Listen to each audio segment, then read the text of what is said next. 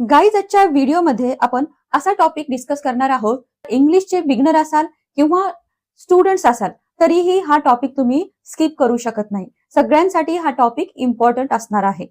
कोणता टॉपिक आहे? आर्टिकल्स. बरोबर. Let's start our today's lesson guys.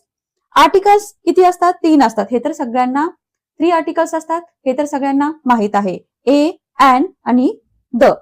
बरोबर. या व्हिडिओमध्ये आपण ए अँड कधी यूज करायचं, द कधी यूज करायचं, द ला द कधी म्हणायचं किंवा दी कधी म्हणायचं, हे सगळे कन्सेप्ट आजच्या व्हिडिओमध्ये क्लिअर होणार आहेत. क्लिअर झालं? Let start our today's video. Articles म्हणजे काय? आर्टिकल्स म्हणजे असा छोटा वर्ड जो की नाउनच्या आधी येतो आणि सांगतो की नाउन इनडेफिनाइट आहे की डेफिनाइट आहे. आता बऱ्याच जणांना इथे प्रश्न पडला असेल की इनडेफिनाइट आणि डेफिनाइट म्हणजे काय. इनडेफिनाइट म्हणजे कॉमन म्हणजे अनिश्चित आणि डेफिनाइट म्हणजे काय? स्पेसिफिक किंवा खास. बरोबर. आर्टिकल्स नेहमी नाउनच्या आधी येतात. हे तर तुम्हाला आता हे नोट करून ठेवा. हे तुम्ही नोट करून ठेवा. आता इथे बघा गाईज, टाइप ऑफ आर्टिकल्स. हे तर आपण टाइप ऑफ आर्टिकल्स काय आहेत?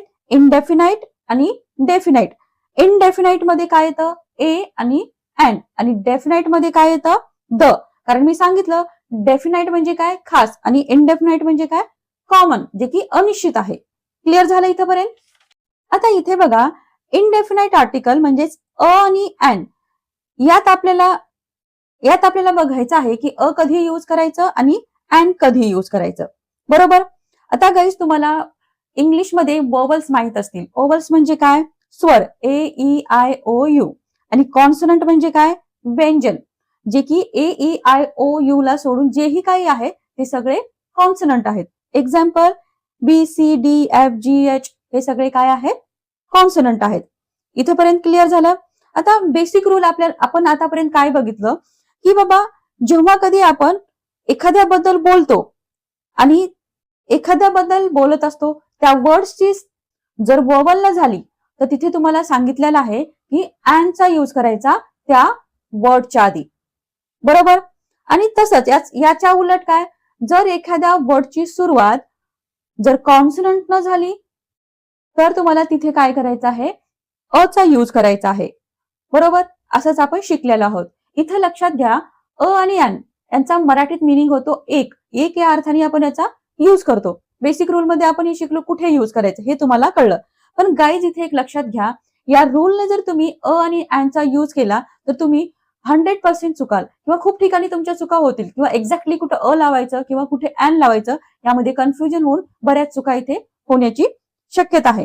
तेव्हा याचा एक्झॅक्ट यूज कसा करायचा ते बघूया. ते आपण आता बघूया. मराठीत कॉन्सोनंट आहेत, वोवल्स आहेत. हे सेम इंग्रजी सारखंच असतं.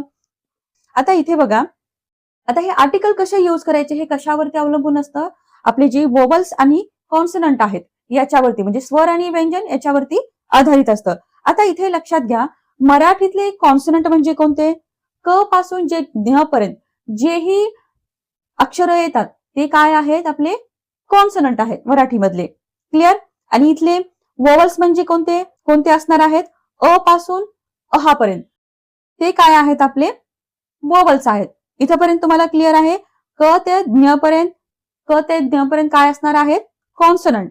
आणि अ ते अम पर्यंत काय आहेत? हे वोवल्स मराठीमध्ये. इथपर्यंत क्लिअर झालं?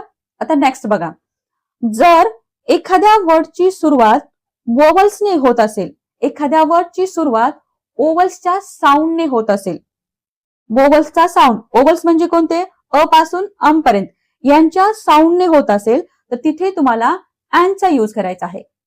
क्लिअर? आणि याच्याच उलट जर वर्डची सुरुवात कॉन्सोनंटच्या साऊंडने होत असेल, कॉन्सोनंट कोणते आहेत? क पासून ज्ञ पर्यंत, तिथे तुम्हाला अ चा यूज करायचा आहे.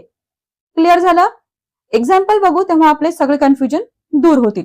सिंपल लँग्वेज मध्ये जर सांगायचं म्हणलं तर वर्डचं पहिल्या लेटरचा साऊंड काय आहे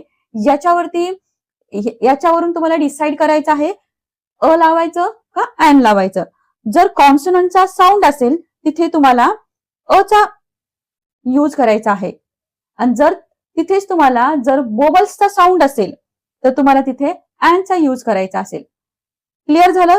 साऊंडवर लक्ष द्या. तुम्हाला मी वोवल्सला बघून अँडचा यूज करायचा असं म्हणत नाही, तर त्यांची साऊंड मेन आहे त्याच्यामध्ये. क्लिअर झालं? आता इथे बघा एक्झाम्पल युनिव्हर्सिटी आणि आवर हे 2 एक्झाम्पल आहेत. आता बरेच जण येतं काय करतील अँड युनिव्हर्सिटी, कारण यू हे काय आहे वोवल्स आहे म्हणून तुम्ही इथे अँड लावला बरोबर, आणि आवर्स इथे तुम्ही कॉन्सनंट, कारण ही कॉन्सनंट आहे म्हणून इथे तुम्ही काय केलं लावलं बरोबर, पण हे एकदम रॉंग आहे. आता इथे लक्षात ठेवा कोणत्याही वर्डच्या पहिल्या लेटरला बघून नाही तर त्याच्या साऊंडला म्हणजे त्याच्या उच्चाराला बघून तुम्हाला आणि अँडचा यूज करायचा आहे. क्लिअर? आता इथे बघा युनिव्हर्सिटी, युनिव्हर्सिटी, युनिव्हर्सिटीची जे पहिलं लेटर आहे ते कोणतं आहे य आहे. य कशामध्ये येतं कॉन्सनंट मध्ये, म्हणजे क पासून न पर्यंत जे काही कॉन्सनंट त्याच्यामध्ये ये येतं बरोबर, म्हणून इथे तुम्हाला युनिव्हर्सिटी हे काय राहील करेक्ट राहील. तसंच आवर, आता बघा आवर पहिलं लेटर काय आहे, पहिला साऊंड काय आहे आवरचा आ येत आहे. आ हे काय आहे वोवल्स आहे, वोवल्सचा साऊंड येत आहे बरोबर, आणि मी सांगितलं वोवल्सचा साऊंड आला तर अँड लिहायचं आहे अँड आवर. क्लिअर झालं? क्लिअर झालं? तसंच एलिफंट, एलिफंट ए चा साऊंड आहे म्हणून इथे काय येईल अँड, अँड अँड का आलं ए काय आहे हे वोवल्स आहे बरोबर. युरोपियन, युरोपियन, कारण यू चा पहिला साऊंड येत आहे याच्यामध्ये म्हणून आपण इथे काय केलं European. Orange and orange, and orange का आलं हे कशामध्ये येत आहे वोवल्स मध्ये येत आहे. नीट बघा वन वन. क्लिअर झालं? इथपर्यंत क्लिअर झालं तुम्हाला? आता बघा काही एक्झाम्पल बघा unit and eye and honest and year, horse and egg and idea and MLA.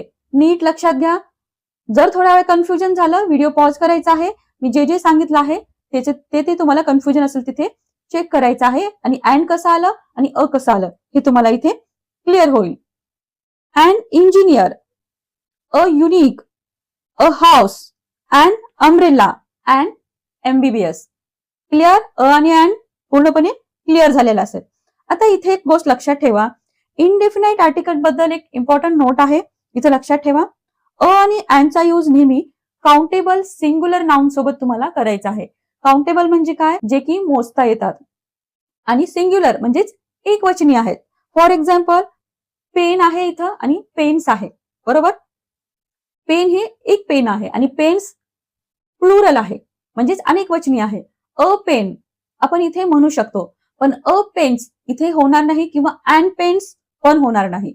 फक्त सिंग्युलर नाउन सोबत तुम्हाला आणि अँडचा यूज करायचा आहे, प्लुरल सोबत नाही.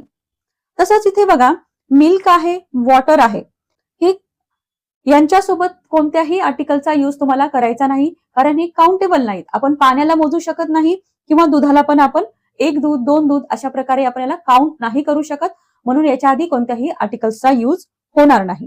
क्लिअर? इथपर्यंत क्लिअर झालं? आता नेक्स्ट स्टेप बघा, अँड आणि द याच्यामध्ये नेमका डिफरन्स काय. आणि अँड याचा यूज आपण एखादी गोष्ट आपल्याला पहिल्यापासून माहित नाही किंवा त्याच्याबद्दल काहीच माहित नाही अशा कंडिशन मध्ये आपण आणि अँडचा यूज त्या गोष्टीला मेन्शन करण्यासाठी करतो, ते पण सिंग्युलर आणि काउंटेबल नाउन सोबत बरोबर. तसंच द कधी यूज करायचं अशा गोष्टीबद्दल की ज्या आपल्याला पहिल्यापासून माहित आहेत, आपण त्यांना पाहिलं आहे किंवा त्याच्याबद्दल काहीतरी आपल्याला कल्पना आहे, अशा गोष्टीसोबत तुम्हाला द चा यूज करायचा आहे. आता इथे एक लक्षात घ्या, इथे सिंग्युलर नाउन आहे किंवा प्लुरल आहे किंवा काउंटेबल आहे अनकाउंटेबल आहे याचा काहीही इथे संबंध नाही. सगळ्यासोबत तुम्ही इथे द चा यूज करू शकता. इथपर्यंत क्लिअर झालं? आता इथे एक एक्झाम्पल बघा, this is a pen, this is a pen. म्हणजे ही पेन आहे. सिम्पली तुम्ही म्हणता की this is a pen, simple pen आहे, त्याच्याबद्दल तुम्हाला काही माहित नाही म्हणून एक पेन आहे म्हणून तुम्ही दिस इज अ पेन असं म्हटलं. पण जेव्हा तुम्ही म्हणता this is the pen, this is the pen, म्हणजे त्या पेन बद्दल तुम्हाला काहीतरी माहित आहे किंवा तुम्ही तिला पूर्वी पाहिलं आहे, अशा कंडिशन मध्ये दिस इज द पेन असं यूज करायचं आहे. क्लिअर झालं? गिव्ह मी अ पेन, गिव्ह मी अ पेन म्हणजे मला एक पेन दे, ती कोणतीही असू शकते, त्याच्यात काही तुम्ही मेन्शन केलं नाहीये. पण जेव्हा तुम्ही म्हणता की give me the pen, give me the pen म्हणजे एखाद्या वेळेस असं असतं की तुम्ही त्या पेनकडे पॉइंट आउट करता की ती पेन मला दे, म्हणजे तुझ्या हातातली पेन मला दे, जिच्याबद्दल की मला माहित आहे किंवा मी बघितलं आहे. क्लिअर? द चा कोणत्या कंडिशन मध्ये युज करायचा? इथपर्यंत तुम्हाला क्लिअर झालं. आता नेक्स्ट बघा, द ला द कधी म्हणायचं किंवा दी कधी म्हणायचं किंवा याच्यामध्ये नेमका डिफरन्स काय आपण हे बघूया. द ला दी तेव्हा बोलता जेव्हा आपण द ला अशा वर्ड सोबत लिहितो ज्या शब्दाची सुरुवात वोवल्सच्या साऊंडने होते. लक्षात घ्या, द ला दी केव्हा बोलतो आपण? द ला दी कधी बोलतो? जेव्हा जेव्हा त्या वर्डची सुरुवात वोवल्सच्या साऊंडने होते. वोवल्स कोणते आहेत आपले? अ ते अम पर्यंत जे काही वोवल्स आहेत त्यांच्या साऊंडने होते, तेव्हा तुम्हाला द ला दी म्हणायचं आहे. क्लिअर? अगदी इझी आहे, सिंपल आहे. एकदा लक्षात बसलं की पूर्ण तुम्हाला जास्त काही करायची गरज नाही. आणि याच्याच अपोजिट, जेव्हा वोवल्सने त्या वर्डची सुरुवात वोवल्सच्या साऊंडने होत नाही, तेव्हा तुम्हाला द चा यूज द म्हणायचा आहे. फक्त एक लक्षात ठेवा की जर वर्डची सुरुवात वोवल्सच्या साऊंडने होत असेल तर तिथे सिम्पली तुम्हाला दी असा उच्चार करायचा आहे द चा. एवढं लक्षात ठेवा. क्लिअर झालं? याचे एक्झाम्पल बघा. The boy, the car, the dog. कारण येतं बघा, द का म्हणत आहोत आपण? बॉय ब, ब म्हणजे काय आहे? हे कॉन्सोनंट आहे. कार क कॉन्सोनंट आहे. डॉग ड हे पण काय आहे? कॉन्सोनंट आहे. क्लिअर? आता इथे बघा, दी apple, the elephant, the orange. इथे दी का म्हणत आहोत आपण? कारण इथं जे ऍपल आहे अ पासून याचा इथे वोवल्सचा साऊंड येत आहे, वोवल्सचा साऊंड येत आहे ऍपल म्हटल्यानंतर, म्हणून आपण इथे दी याचा उच्चार करत आहोत. तसंच एलिफंट, एलिफंट इथे सुद्धा वोवल्सचा साऊंड येत आहे. ए काय आहे? वोवल्स आहे. ऑरेंज ओ हे पण काय आहे? वोवल्स आहे, वोवल्सचा साऊंड येत आहे, म्हणून आपण इथे दी ऑरेंज घेतलं. क्लिअर? अजून एक्झाम्पल बघा जेणेकरून तुम्हाला चांगलं समजेल. तो मुलगा खेळत आहे. The boy is playing. Playing मी इथं द बॉय म्हटलं आहे कारण बी काय आहे? कॉन्सोनंट आहे. बरोबर? The teacher is here. The teacher is here मी इथं द म्हटलं आहे इथे सुद्धा, कारण ट काय आहे? कॉन्सोनंट आहे. तसंच दी ऍपल इज रेड. इथे मी दी का म्हणत आहे? कारण ऍपलचा जो साऊंड येत आहे तो कोणत्या वोवल्सचा साऊंड येत आहे, म्हणून इथे the apple. The elephant is big.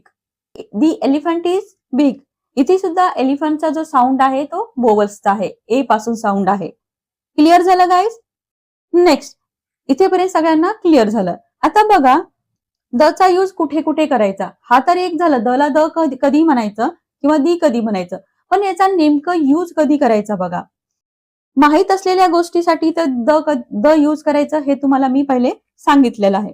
तसंच युनिक पीपल आहेत किंवा युनिक ऑब्जेक्ट आहेत त्यांच्या आधी सुद्धा द लिहायचं आहे. For example, the sun, the earth, the moon, the sky, the president, the CEO, the world. आता बघा, सन हा एकच आहे, युनिक आहे. दी अर्थ इथे मी दी अर्थ म्हटलं आहे, लक्षात द्या. दी का म्हटलं? कारण अर्थ वोवल्सचा इथे साऊंड आहे अर्थ म्हणताना, म्हणून हे सगळे काय आहेत? एक आहेत, युनिक आहेत, म्हणून आपण इथे द चा यूज केला. तसंच अशी विशेषण जी पूर्ण एका जातीबद्दल सांगत असतात, म्हणजे पूर्ण एका कम्युनिटी बद्दल सांगत असतात. For example, the blind. The blind म्हणजे ती ब्लाइंडची पूर्ण कम्युनिटी आहे त्याच्याबद्दल सांगत आहेत. द पुअर कोणत्या एकाबद्दल नाही. द ओल्ड पूर्ण ओल्ड त्यांच्यासाठी बोललं जात आहे. द यंग, द रिच अशा प्रकारे. तसंच फेमस बिल्डिंग्स आहेत, म्युझियम्स आहेत, मॉन्युमेंट्स आहेत, यांच्या आधी सुद्धा तुम्हाला द चा यूज करायचा आहे. फॉर एक्झाम्पल, द लाल किल्ला, the Qutub Minar, the Eiffel tower, the Taj Mahal. Clear? तसंच सुपरलेटिव्ह डिग्री मध्ये the oldest, the nearest, the biggest अशा प्रकारे. तसंच आता बघा, वाळवंट आहेत, खाड्या आहेत, समुद्र, नद्या, महासागर, दिशांसोबत समाचार पत्र आहेत किंवा धार्मिक ग्रंथ आहेत, यांच्या आधी सुद्धा तुम्हाला द चा यूज करायचा आहे. आय होप गाईज तुमच्या लक्षात आलेला असेल की अ चा यूज कधी करायचा, अँड चा यूज कधी करायचा, या दोन्हीमध्ये डिफरन्स काय, द चा यूज कधी करायचा, द ला द कधी म्हणायचं, दी कधी म्हणायचं, हे पण तुम्हाला लक्षात आलं. आणि द चा मेन यूज द ला कोणत्या कोणत्या कंडिशन मध्ये कुठं कुठे आपण कोणत्या कोणत्या वर्डच्या आधी द लिहायचं हे सुद्धा तुमच्या लक्षात आलेलं असेल. गाईज, व्हिडिओ हेल्पफुल असेल, व्हिडिओला लाईक करा, शेअर करा. चॅनलवर नवीन असाल तर सबस्क्राईब करायला विसरू नका.